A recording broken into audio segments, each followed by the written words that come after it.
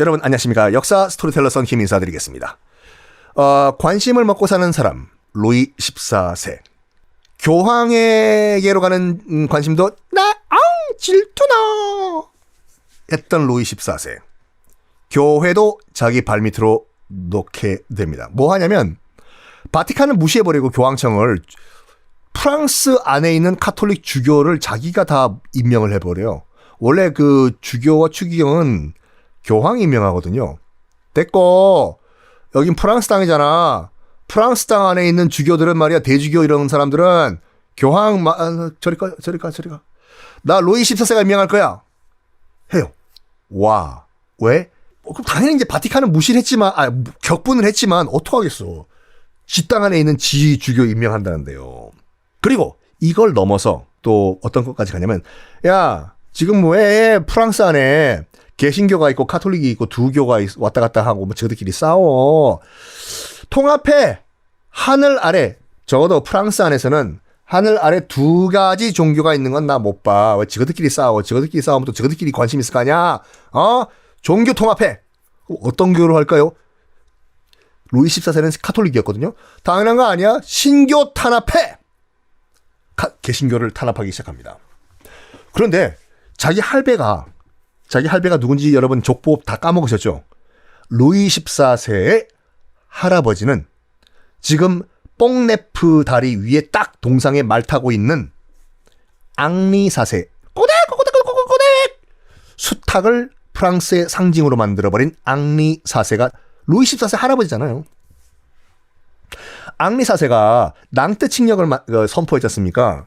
낭뜨에서 왕이 명령을 내렸죠. 앙리 4세가 신구교 차별 없고 신구교 마음대로 믿으시오. 이거 자기 할배가 내린 낭뜨 칙령 취소해버려. 루이 14세가. 뭐 낭뜨고 머시기고 낭떨어지고 다 취소해버려. 지금부터 신교 개신교는 다 탄압받고 불법입니다. 아시겠습니까? 개종 안 하면 떼찌떼찌 할 거예요. 무려 25만 명의 위그노 개신교도들이죠. 25만 명의 위그노 개신교도들이 프랑스를 탈출합니다. 근데 문제가 생겼어요. 위그노, 칼뱅파를 믿는 위그노. 뭐 기억하시겠지만 대부분 다 상업에 종사를 하는 그런 사람들이 있지 않습니까? 돈 벌고 금융업하고. 칼뱅의 개신교는 그거를 장려했으니까 대부분의 프랑스 개신교도들은 다 상업, 금융업에 종사하는 사람들이어서 돈 만지는 사람들. 이 돈 만지는 사람들이 25만 명이 돈 바리바리 싸들고 탈출한 거예요, 지금요, 프랑스를. 국부가 돈이 빠져나가는 거야. 돈이 왜 빠져나가지? 국고가 바닥나고 있습니다. 이게 결정적으로 나중에 프랑스가 몰락하는 기초가 돼요. 돈 빠져나가는 거. 어쨌든 지금은 아직까지 표면적으로는 뭐 큰 문제가 아직 발생을 안 하는 상태요. 루이 14세가 뭘 또 만드냐면 위그노의 자녀, 개신교 자녀를 강제로 카톨릭 집안에 입양시켜요. 아빠, 난 입양 가기 싫어요. 나는 미사 싫고 난 예배 드리고 싶어요. 강제로 카톨릭 집안에 입양시켜요. 그리고 카톨릭 군대를 위그노 집에, 개신교 집에 강제로 숙식시켜요. 그냥 너 민간인 집에 들어가가지고 거기서 밥 달라고 해. 조짓말입니까? 저 개신교 집인데요. 그거 들어가가지고 그 안에서 미사 드리고 그 안에서 밥 달라고, 빨래 해달라고 해.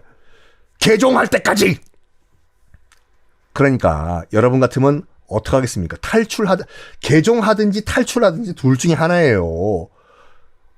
카톨릭 군대가 들어와가지고 우리 집에서 빨래 좀 해주십시오, 어머니, 이러고 있으니까 억지로 개종하고 억지로 탈출하고 이런 상황이니까 루이 14세는 자신감이 생긴 거예요. 대왕, 왕님, 더 이상 프랑스 안에는 개신교 신도들이 없는 것 같습니다. 그렇지, 없지. 네, 없습니다. 이 자신감으로 자기 할배가 만들었던 낭뜨 칙령을 취소해버리는 발표를 합니다. 아니, 솔직히 말해서 무슨 용가리 통뼈 루이 14세라고 하더라도 자기 할배가 해버리고 지금 엄연히 신교 구교도가 딱 버티고 있는 상황인데 갑자기 취소 캔슬은 못하죠. 이미 이전에 뭐 강제로 입양시키고 카톨릭 군대 병사를 위그노 집에 강제로 숙식시키고 이런 상황에서 다 도망갈 놈 도망가고 강제로 개종한 사람 개종한 이 상황에서 자신감 얻어가지고 그럼 우리 할배가 했던 낭떠 징령 취소해버린 겁니다. 어쨌든 간에 죽을 때까지 신교도를 탄압을 합니다. 그래서 어쨌든 이 루이 14세부터 프랑스는 카톨릭 국가가 됩니다. 루이 14세 절대로 박수받을 왕은 아니었어요. 프랑스 역사를 따라가지고 유럽 역사 최고의 또 바람둥이로 기록이 되고 있습니다. 어떤 바람둥이냐? 잠깐 설명을 드릴게요. 루이 14세가요. 먼저 그 마자랭이 살아있을 때 재상 마자랭이 살아있을 때 마자랭의 조카에게 반해버려요. 샤라라라라라 반해. 근데 그걸 마자랭이 눈치를 챘어요. 어린 왕이 그 당시 어린 루이 14세가 자기 조카 딸한테 관심이 있다는 걸 알고 그 조카 딸을 아예 스페인으로 멀리 시집을 보내버려요. 왜냐? 이 왕이 애정에 휘둘리면 안 된다. 국정 통치를 잘 못할 것이다. 라고 정치적 판단을 한 거예요. 그래서 조카 딸을 그냥 스페인으로 시집을 보내버려. 루이 14세는 이때만 하더라도 마자랭의 결정을 인정을 해줍니다. 그래, 애정보다는 국가 통치가 더 중요하지. 그러면서 1660년 1660년도에 스페인 공주와 결혼을 해요. 마리.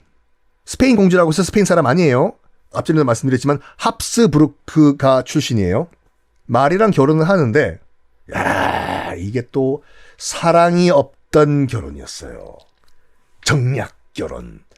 그러다 보니까 기록을 보면요. 정말 손님 대하듯 부부가 서로를 대했다고 하죠.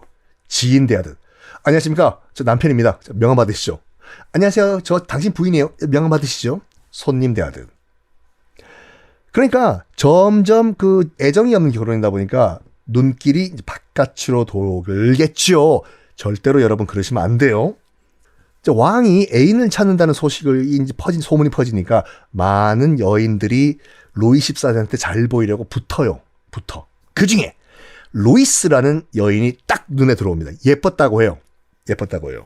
그래서 애인이 됩니다. 애인이 돼요.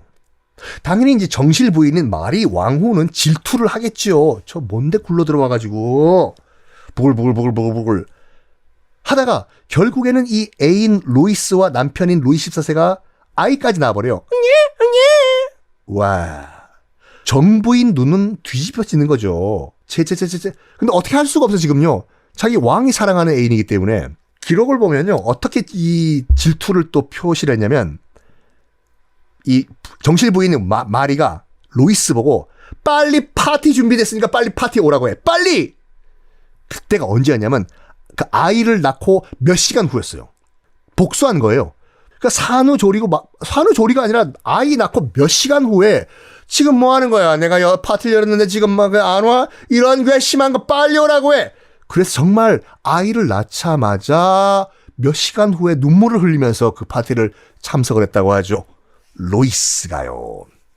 그런데 이 루이스와 루이 14세가 또 이 사랑을 나누고 있는데 이 영원한 사랑이라는 건 없는 거예요, 여러분들. 여러분 이 또 연애 박사 이제 썬킨 말 들으시라니까요. 지금 뭐 너 없으면 죽고 사네 그러죠, 여러분. 너 자기야, 내가 뭐 가족을 버리는 한이 있더라도 내가 당신은 내가 놓치는 일이 없을 거야. 그렇죠. 2, 3년 지나봐요. 걔 이름도 기억이 안 나요.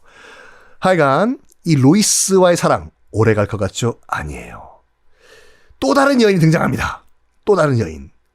루이 14세의 눈에 몽테스팡이라는 또 다른 여인이 들어와요. 와우. 루이스 충격받아요. 멘붕 와요. 당연히 그렇게 멘붕이 오겠죠. 나쁜 남자예요, 루이 14세는. 그래가지고 이 충격을 받은 루이스는요. 내가 널 위해서 어떻게 희생을 했는데 충격을 받아가지고 수도원에 들어가서 수녀님이 돼버려요. 루이스가.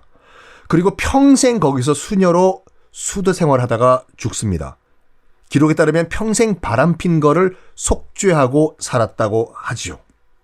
자, 새로운 루이 14세의 여인이 된 몽테스팡. 크림빵 몽테스팡. 오래 갔습니다. 루이 14세와 그 관계가요. 17년 동안 사귀면서 6명의 자녀를 뒀거든요. 뭐 이 정도면 뭐 꽤 잘 사신 거죠. 17년 동안 6명의 자녀를 낳아요. 몽테스팡과 루이 14세. 만약에 제가 타임머신 타고 가가지고 내 동생이면 혼냈을 거예요. 잘 살아야지. 자녀를 6명이 낳았는데. 또 슬슬 바람기가 발동을 했네. 루이 14세가요. 몽테스팡이요. 충격을 받습니다. 아니, 저 인간 하기사 믿은 내가 바보지.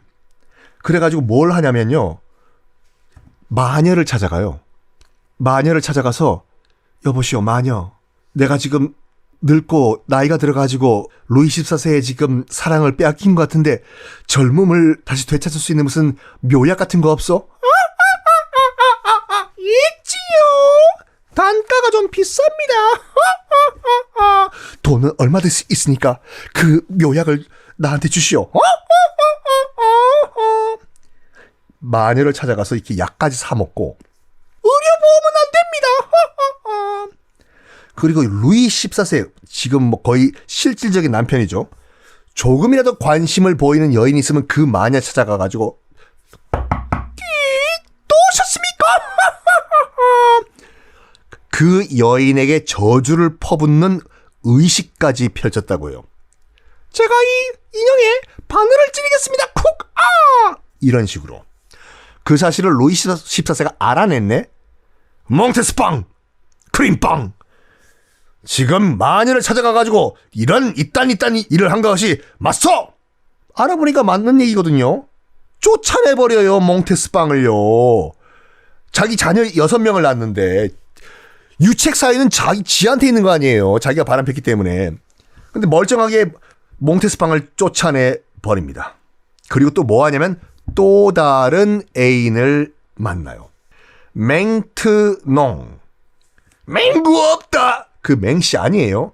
맹트농이라는 여인을 또 사귀는데, 이 맹트농이라는, 여인이 누구였냐면요. 쫓겨난 몽테스팡과 루이 14세 사이에 아이가 6명이 있다고 말씀드렸잖아요. 그 6명의 베이비시터였어요. 유모. 자기 자녀들의 유모, 베이비시터와 눈이 맞아버린 거예요. 맹트농에게. 맹트농이 사랑 고백을 했어요. 루이 14세가. 맹트농, 나와 함께 여생을 즐겁게 사랑하면서 나눠보지 않겠어? 그렇지만 맹트농은요, 정말 자기도 찔리겠죠. 같은 여인으로서 빨리 늙은 왕후, 마리 왕후는 아직 살아있어요, 여러분. 그 비즈니스 관계인 그 왕후요. 참 피눈물 흘리고 살았을 거예요. 마리 왕후, 스페인에서 시집온 마리 왕후. 맹트농이 이렇게 얘기합니다. 지금 대왕, 빨리 더 늦기 전에 더 죄 짓지 마시고 빨리 늙은 왕후, 비즈니스 관계에 거의 정은 없지만 지금 혼자 저기 엉엉 피눈물을 흘리고 있는 늙은 왕후께 돌아가세요. 제발 돌아가요. 설득을 해요. 맹트농이요. 자기 그 자녀들의 유모, 베이비시터. 결국에는 참 말을 잘했다고 해요. 설득당합니다. 루이 14세가.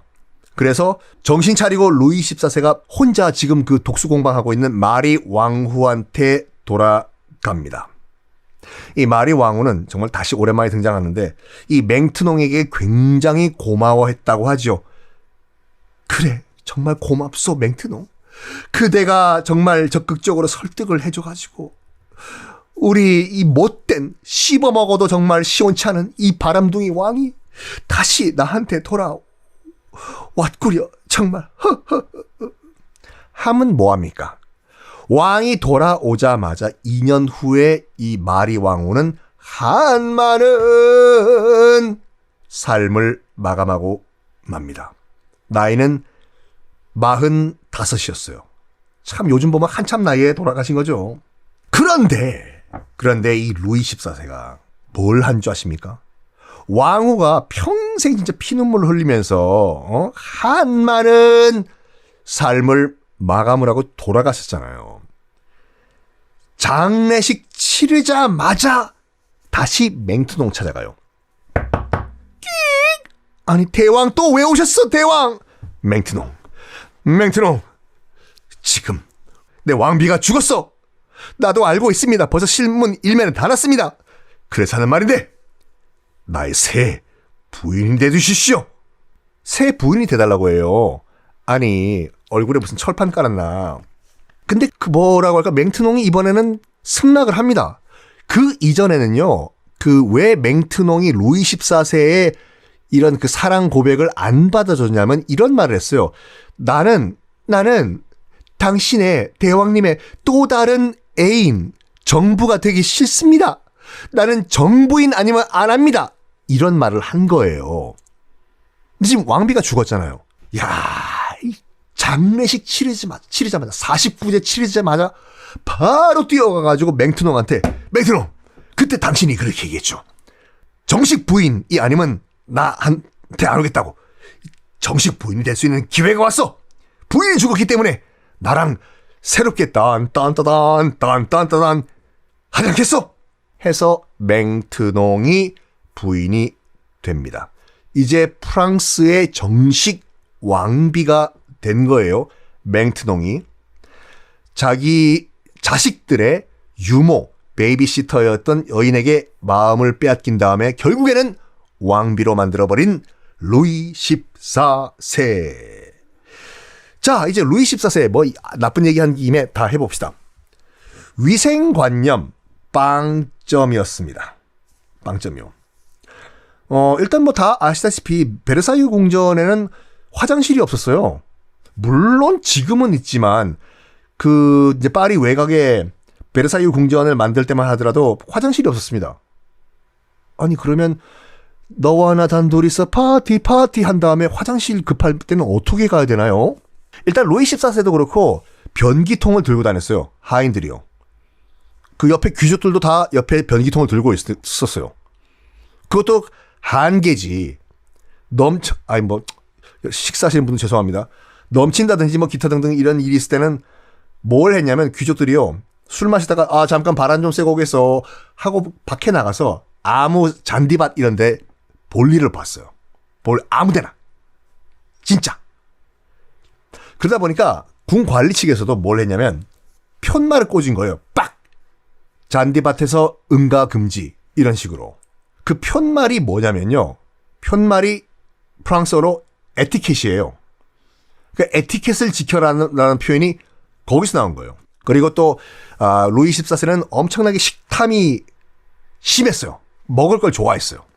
하루에 5끼 기본. 거기에 한 번 먹을 때 기록 보면은 음식이 30접시 넘게 나왔다고 해요. 특히 고기와 단 것 굉장히 좋아했다고요. 딱 안 봐도 비디오죠. 그러니까 나이 40 되자마자 충치가 심해져가지고요. 이가 난리가 난 거예요. 난리가 났어요.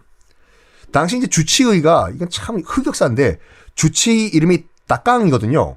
닭광 아니에요? 닭광.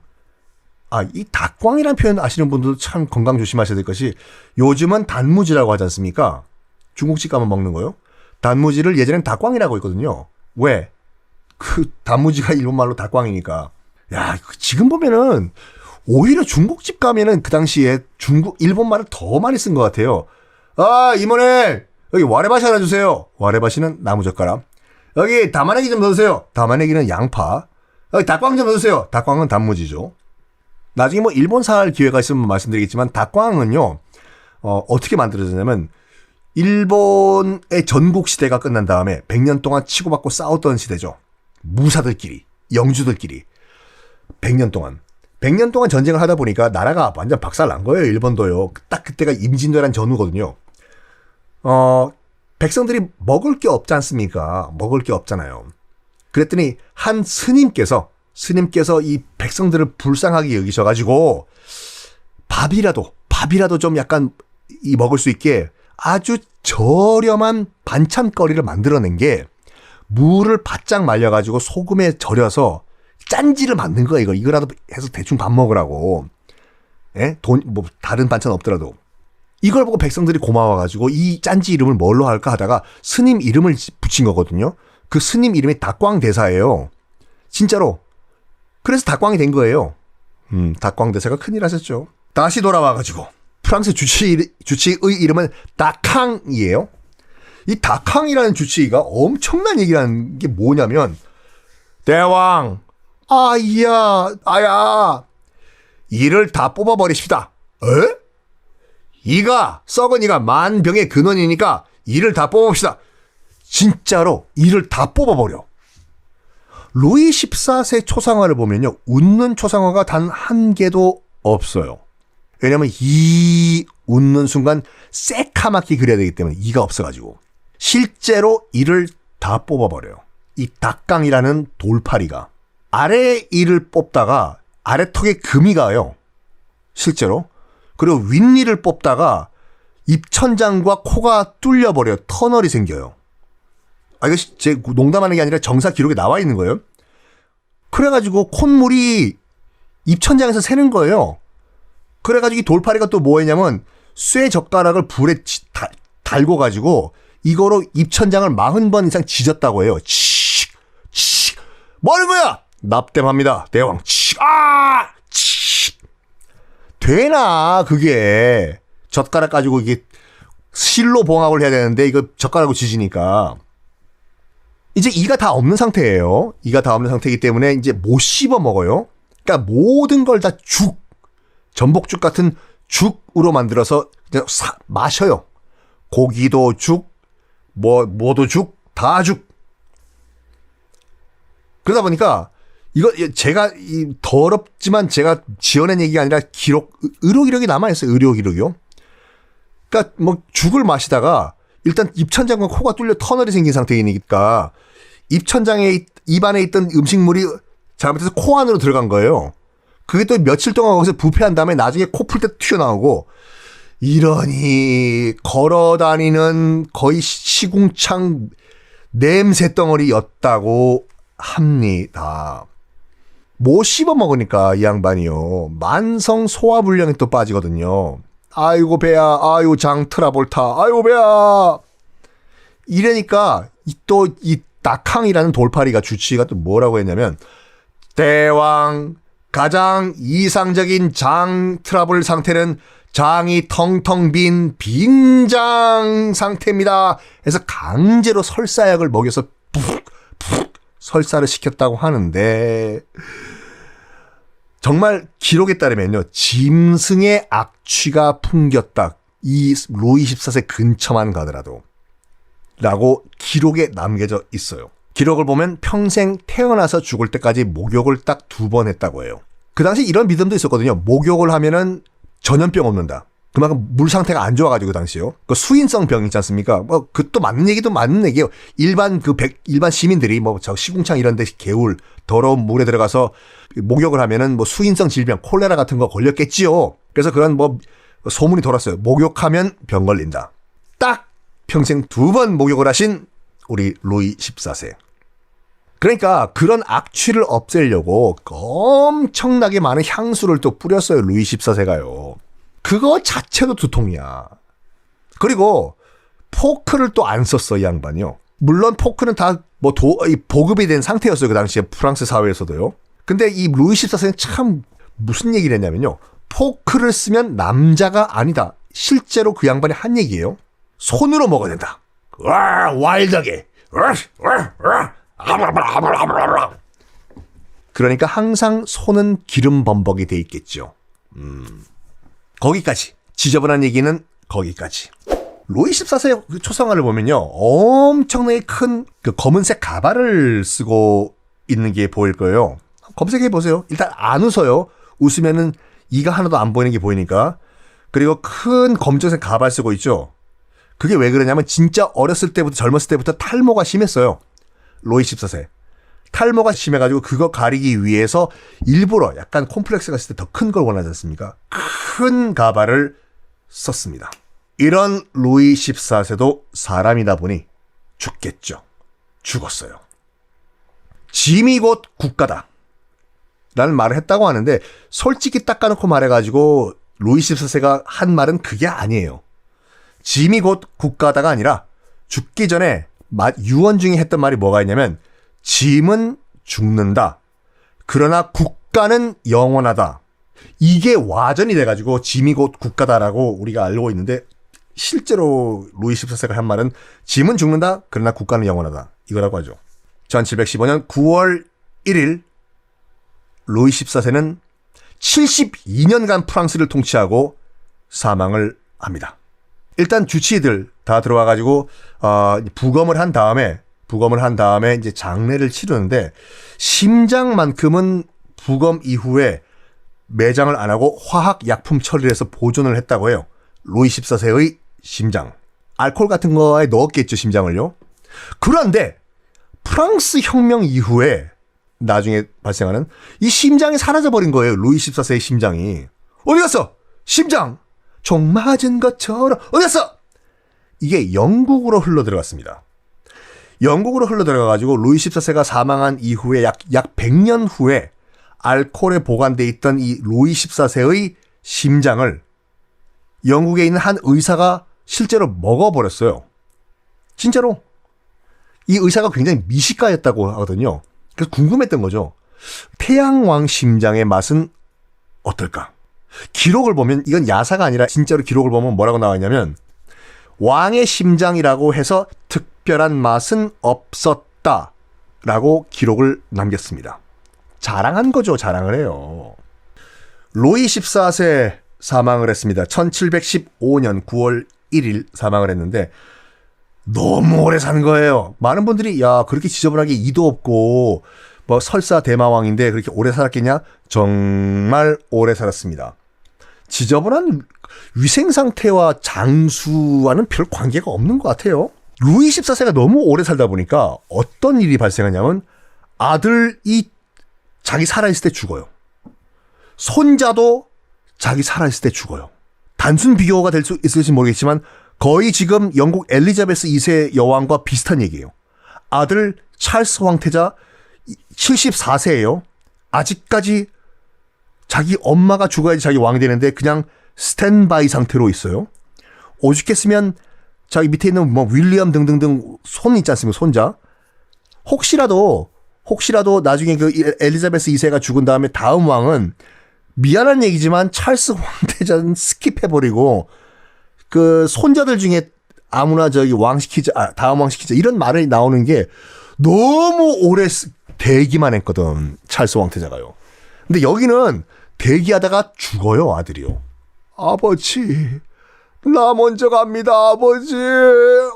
너무 오래 살았어, 루이 14세 꼴까닥. 손자도 할아버지 왜 이렇게 안 돌아가시냐 할아버지. 손자도 갑니다. 꼴까닥 죽어요.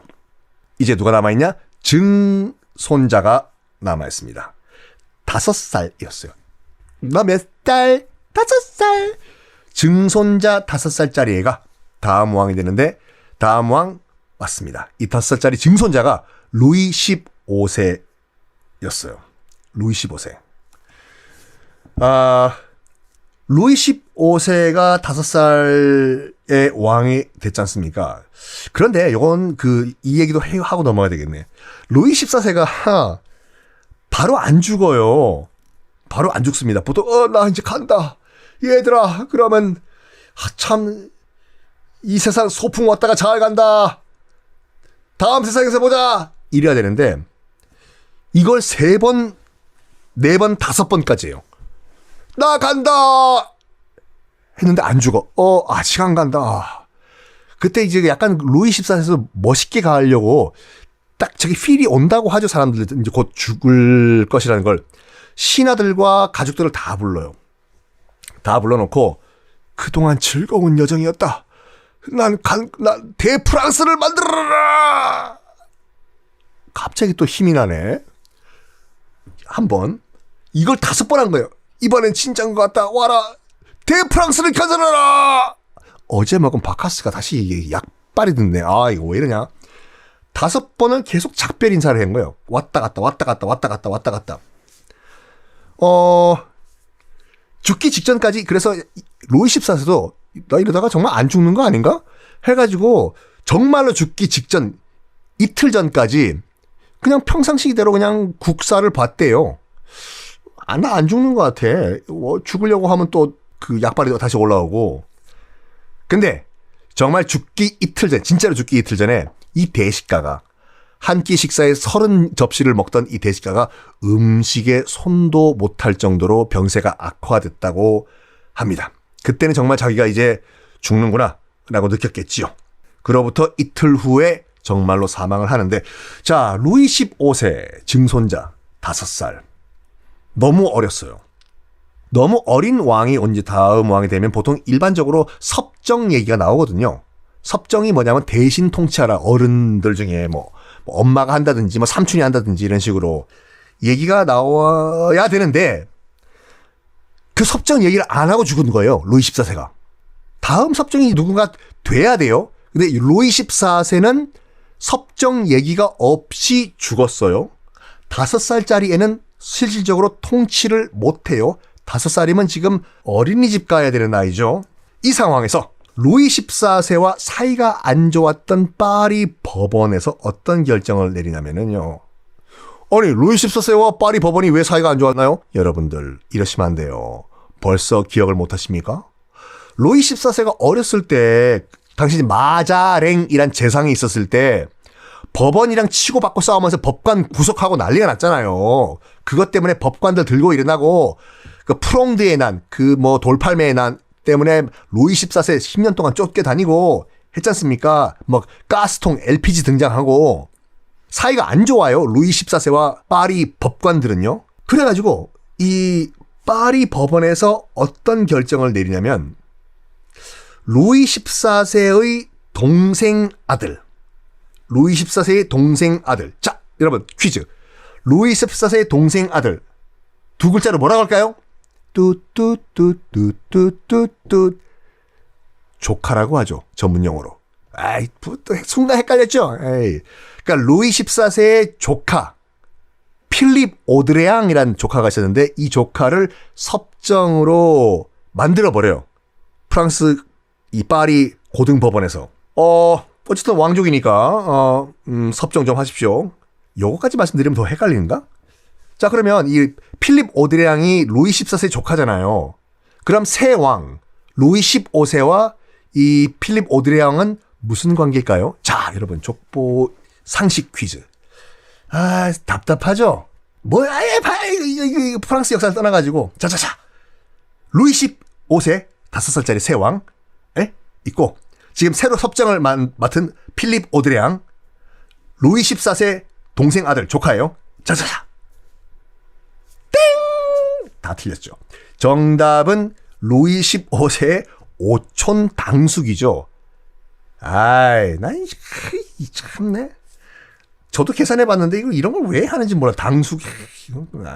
어쨌든 여기까지만. 이 필립 오드레앙 그냥 일가 친척이라고 합시다. 그냥 가까운 삼촌이라고 할게요. 다 그냥 영어에는 다 그냥 엉클 앤트니까. 엉클, 오케이, 엉클 콜. 새 왕의 삼촌 필립 오드레앙이 루이 15세 대신 이제 프랑스를 통치하는데, 이 인간이 통치를 할 능력이 없었어요. 왕권을 잡으면 안 될 인간이에요. 프랑스 파리 고등법원이 일부러 자기가 원수였던 루이 14세 엿먹이려고 이런 것 같아요.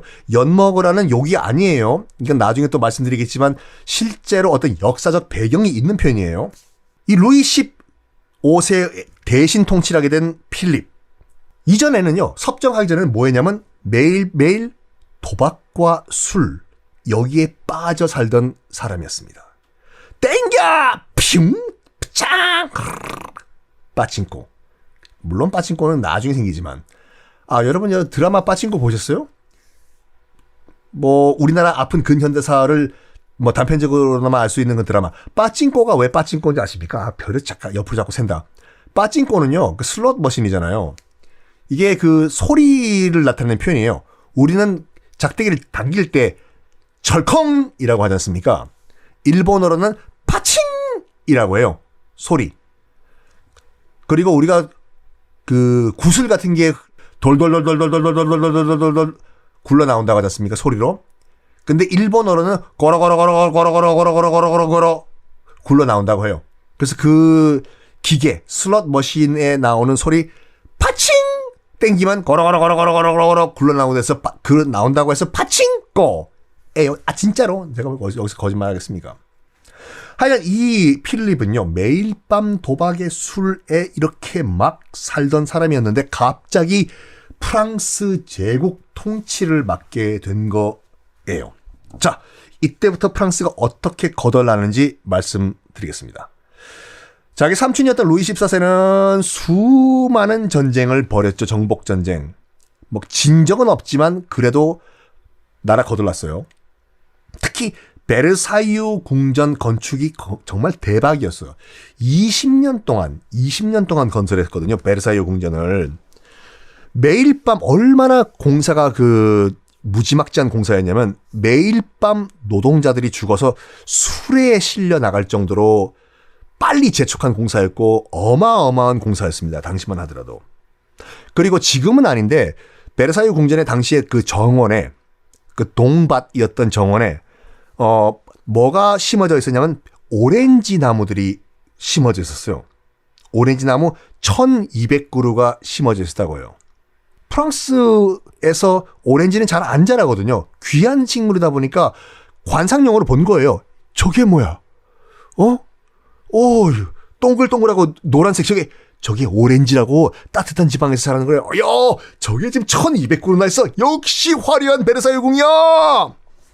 겨울 되면은 이게 얼어 죽잖아요. 오렌지 나무가. 이거를 1200그루를 싹 다 뽑아서 궁전 안에 보관했대요. 겨울에는요. 봄 되면 다시 들고 나가서 정원에 또 심고 이걸 계속 한 거예요. 매년.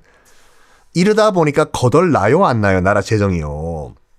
그리고 파티를 매일매일 밤 한다는 것은 보통 농담이 아닌 것이 뭐냐면 당시 지방 귀족들 있지 않습니까? 프랑스 지방 귀족들은 베르사유의 파티에 참석을 못 받으면 초대장을 못 받으면 정치적으로 죽은 거다라는 생각을 해가지고 초대를 못 받으면 뇌물 써가지고 초대장을 받을 정도로 누구나 다 가고 싶어 했던 그런 파티였어요. 매일 밤 베르사유 궁에서 너와 나 단둘이서 파티. 이 파티가요, 저녁 7시 되면 퇴근 시간이 해졌다, 지금부터 술 마시자가 아니라 하루 종일 파티다 보니까 파티 광조차 기록을 보면 급속한 노화로 일찍 죽었다라는 기록까지 있어요. 야, 이러니 나라가 망해요, 안 망해요? 일단 그래서 지금 루이 15세가 5살짜리가 이제 왕이 된 이후에 프랑스는 파산 직전이에요. 요거를 전직 도박꾼 필립 오드레앙, 근데 간단하게 필립이라고 할게요. 필립이 살리자. 프랑스를 어떻게 살릴까? 살리긴 살려야 되는데 어떻게 살리지 프랑스를? 옆에 친구가 한 명 있었어요. 필립 친구가. 어떤 친구냐면요, 스코틀랜드 출신의 존 로우라는 친구가 있었는데 스코틀랜드 현지에서 살인죄를 저지르고 이 유럽을 도망다니면서 결국 프랑스까지 온 살인자예요.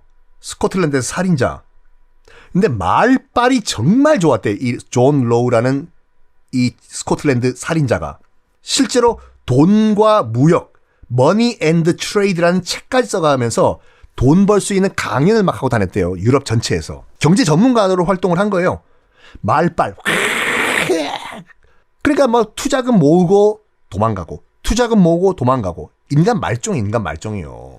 그래서 독일 갔다가 벨기에 갔다가 사기치고 하다가 결국엔 이제 프랑스까지 들어온 상황이었는데 이 경제 사기꾼이요. 존 로우가 도박장에서 이 필립을 만난 거예요. 아직까지는 필립이 섭정하기 전이에요. 왕족이라고 들었습니다. 그쪽은 누구십니까? 전 존 로우라고 합니다. 제 명함 여기 있습니다. 제가 돈 버는 경제 전문가거든요. 경제. 돈을 벌려면요, 이걸 아셔야 돼요. 주식 투자해가지고 1억을 벌 수 있는 방법, 좋은 방법이 뭔지 아십니까? 뭔데요? 제가 시킨 대로 하시면 주식 투자해가지고 1억을 만들 수가 있습니다. 처음에 2억으로 시작하시면 됩니다. 와, 그런 일이! 대박! 이렇게 서로 이제 경제 얘기를 하다 보니까 친해진 거예요. 도박도 같이 하고 같이 빠찡꼬도 하면서. 이렇게 필립이 걔 생각을 한 거죠. 존로. 맞다.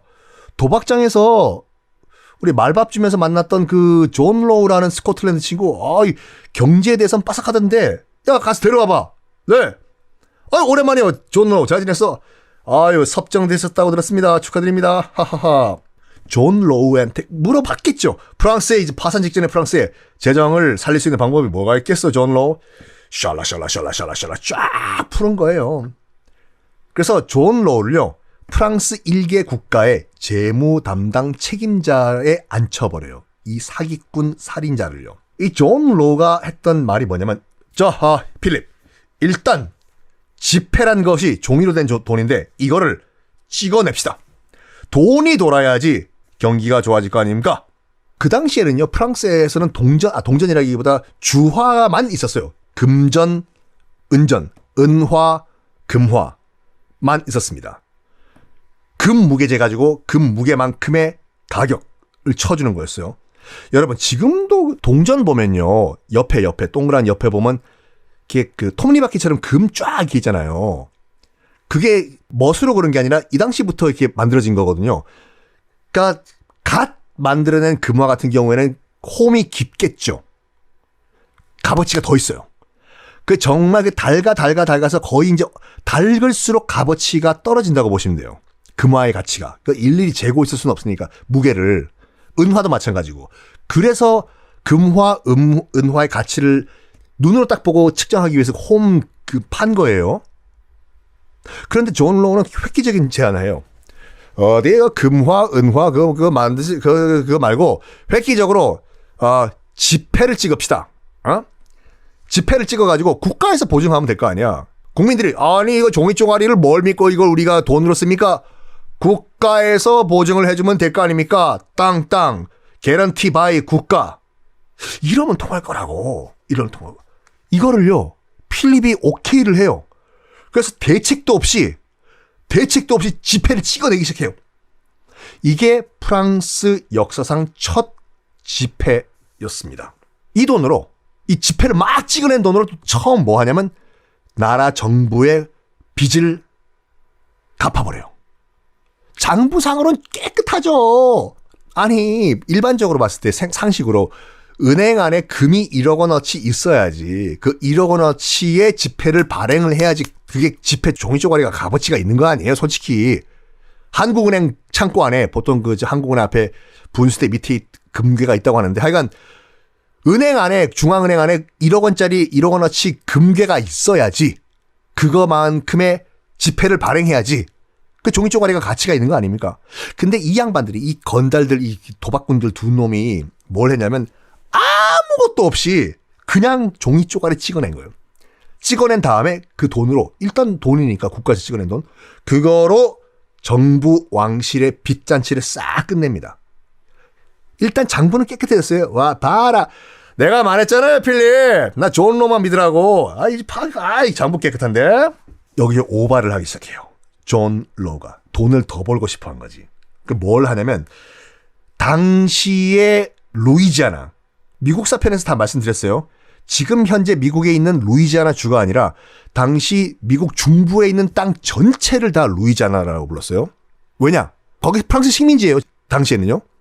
프랑스가 미 중부 모든 땅을 다 식민지로 한 다음에 당시 왕 이름이 루이니까 루이 14세요. 루이 13세. 루이의 땅이란 이름으로 루이지아나라고 지어준 거예요. 그게 나중에 이제 사이즈가 줄어들어가지고 지금의 미국의 주가 된 건데 하여간 이 전체 땅, 당시 미 중부 전체 땅이 프랑스 식민지였고 이름은 루이의 땅이란 이름의 루이지아나였어요. 여기에 금광이 터졌다, 발견됐다라고 뻥을 친 거예요. 존 로우가. 그러면서 미시시피 주식회사라는 걸 만들어요. 미시시피 주식회사가 그 루이지아나를 남북으로 관통하는 강이거든요. 투자자를 모읍니다. 자, 프랑스 국민 여러분! 일단 이 미시시피 주식회사는 필립이 보증을 해줘요. 국가 공인 주식회사로. 자, 여러분! 나라에서 인정을 해준 미시시피 주식회사의 대표, 안녕하십니까? 존 로우라고 합니다.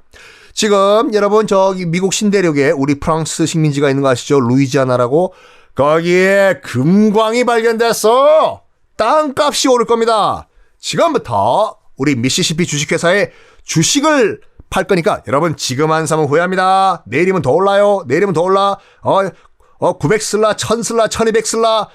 일론 머스크도 지금 샀다고 해요, 지금. 여러분 지금 사십시오. 미시시피 주식회사의 주식 아무나 아무 때나 살 수 있는 게 아니에요. 아니, 국민들이 봤을 때는 야, 금광 발견됐대. 아무나 한 얘기가 아니라 지금 나라에서 보증을 해준 그 미시시피 주식회사에서 하는 얘기가 아니야. 이거 사야 되는 거 아니야? 이거 안 사면 바보라고 하는데 너도 나도 막 사기 시작한 거 주식을요. 실제로 이 존 로가 또 뭘 했냐면요. 미국 원주민들을 데려와요. 루이지아나에서. 미국 원주민을 데려온 다음에 파리 시내에서 금 목걸이, 금 팔찌 이런 걸 막 금관 씌워서 행진을 시켜요. 존 로가. 보십시오, 여러분들. 우리 루이지아나 땅에 살고 있는 원주민들은 현지에서는 저런 모습으로 다닙니다. 금관, 금팔찌, 금목걸이 여러분도 저렇게 차고 싶지 않습니까? 야, 참 이거 사기꾼은요. 얼굴 두껍고 일단 머리 좋아야 되는 건 기본이고 이렇게 일반인들의 사고를 뛰어넘어야 돼. 어쨌든 너도 나도 투자를 엄청 해서 주식이 폭등을 합니다. 주식이 폭등을 해요. 그래서 주가가 얼만큼까지 올라가냐면요. 이 미시시피 주식회사가 문 열 때만 하더라도 한 주에 500 리브르. 리브르는 우리 $1, yen 같은 그런 단위거든요. 지금 환율로 계산하려고 하지 마세요. 머리 아프니까. 얼마나 폭등했는지만 아시면 돼요.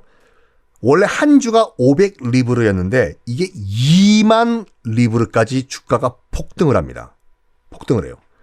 처음에 이거 산 사람들은 나 재벌됐다라고 착각을 했을 거예요.